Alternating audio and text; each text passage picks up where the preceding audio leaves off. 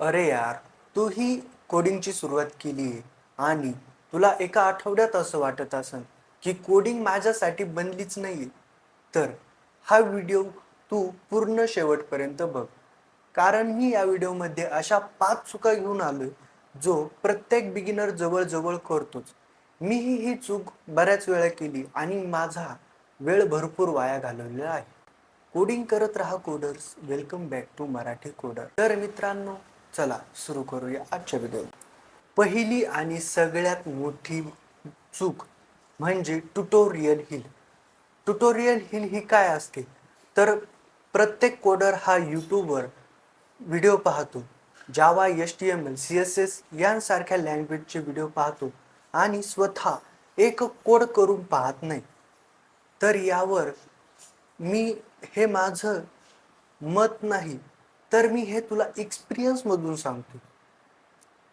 तर यावर फिक्स उपाय काय आहे, तर तू जर ज्या वेळेस व्हिडिओ पाहायला सुरुवात केली ना, त्याच वेळेस लॅपटॉपवर कोड करून पाहायला पाहिजे.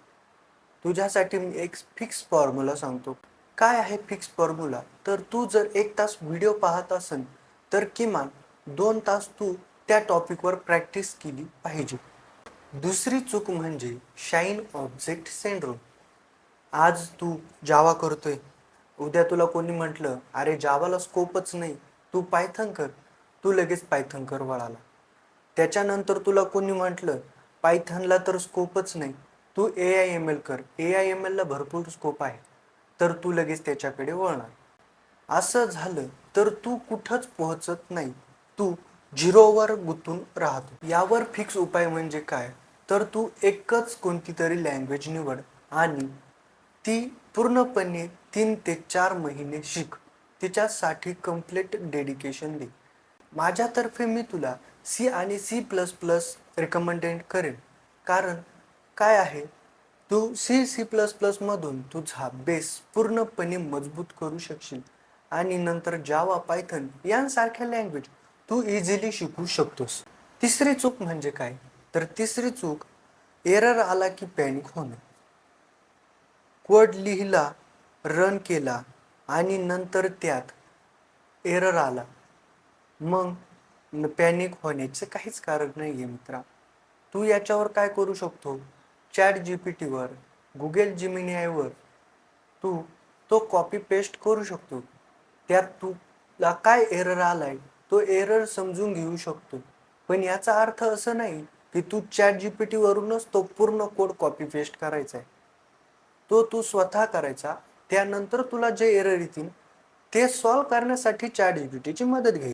रिअल डेव्हलपरला एरर्स हे येतात, त्यांचं जीवन हेच हे एररमध्ये आहे. डेव्हलपरचं कामच ते की आलेला एरर सॉल्व करायचा आणि पुढं जायचं. एरर आला की त्याला घाबरू नकोस, कारण तू आता प्रॉब्लेम सॉल्विंग शिकत आहे. चौथी चूक म्हणजे इन्फानाइट थेअरी, झिरो प्रोजेक्ट. याचा अर्थ काय, तू जो टॉपिक शिकतोय त्याच्यावर छोटे प्रोजेक्ट केले पाहिजे, पण तू त्याच्यावर कधी प्रोजेक्टच करून पाहत नाही. पण आजकाल कंपन्यांना तू केलेले प्रोजेक्ट महत्त्वाचे आहे. तू त्या प्रोजेक्टमध्ये काय केलंस हे त्या कंपन्या पाहत असतात.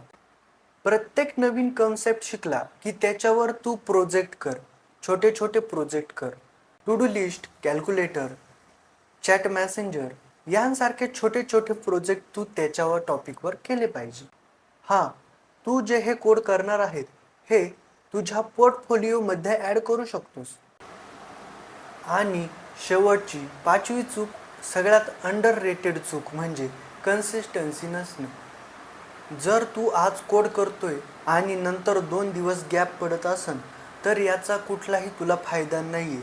विकेंडला तू जर 8 तास अभ्यास करीत असेल आणि नंतर आठवडाभर तू अभ्यासच करीत नाही आहे, तर याचा तुला काय फायदा आहे. त्यात कन्सिस्टन्स राहणं गरजेचं आहे, कारण ब्रेनला रिपिटेशन गरजेचे. कारण ब्रेनसोबत जी गोष्ट सतत होती ती लवकर लक्षात राहत. तर तू याला फिक्स कसं करू शकतो, तर मित्रा, दररोज किमान अर्धा ते 1 तास तू अभ्यास केला पाहिजे. याने तुझं ब्रेन हा शार्प होईल आणि 1 महिन्यानंतर तुला कळेल की मी इतरांपेक्षा काहीतरी वेगळा माणूस आहे. हा, आणि शेवट एक बोनस टिप्स देतो का, कोड तू कर. तुला एरर आला की तू गुगल कर, ChatGPTला विचार. पण गुगलवरून किंवा ChatGPTवरून डायरेक्ट कोड कॉपी पेस्ट करणं हे चुकीचं आहे, कारण तुझा त्यात काहीच प्रॅक्टिस होणार नाही. कोणताही डेव्हलपर घे, ज्याला 10 वर्षापेक्षा जास्त एक्सपिरियन्स आहे, तोही त्याला एरर आला की गुगल किंवा ChatGPTवर तो सर्च करतो आणि त्या रिलेटेड माहिती घेतो. प्रोग्रॅमिंग शिकणं म्हणजे फक्त पाठांतर किंवा मेमोराईज करणं असं नाही, तर प्रॉब्लेम आला की त्याला सॉल्व करणं म्हणजेच प्रॉब्लेम सॉल्विंग शिकणं. तर मित्रा, मी तुला हे एकदम सरळ आणि सोप्या भाषेत समराईज करून सांगतो. ट्युटोरियल ही टाळ म्हणजे प्रॅक्टिस कर. एकच भाषा निवड म्हणजे फोकस ठेव. एरर सेलिब्रेट कर, घाबरू नकोस. प्रोजेक्ट बनव म्हणजे पोर्टफोलिओ तयार होईल. रोज 10 मिनिटे अभ्यास कर, कन्सिस्टन्सी वाढेल. यार, कोडिंग कठीण आहे पण इम्पॉसिबल नक्कीच नाही. जे आज बिगिनर आहे तेच उद्या डेव्हलपर बनतील. यात तू फेल होशील, पण हे नॉर्मल आहे. यातूनच तू नवीन काहीतरी शिकणार आणि डेव्हलपर बनणार. तर मित्रा, हा व्हिडिओ तुला हेल्पफुल वाटला असेल तर तुझ्या मित्रांपर्यंत याला शेअर कर आणि कमेंटमध्ये नक्कीच सांग तू कोणती लँग्वेज शिकतोयस आणि ती लँग्वेज शिकताना तुला काय प्रॉब्लेम आलेले आहेत. या प्रॉब्लेमवर देखील मी व्हिडिओ बनवेन. जर तू या यूट्यूब चॅनलला सबस्क्राईब केलं नसेल तर आत्ताच कर, कारण असेच हेल्पफुल व्हिडिओ आणि नवीन टिप्स ट्रिक्स तुला या व्हिडिओवर मिळणार आहेत.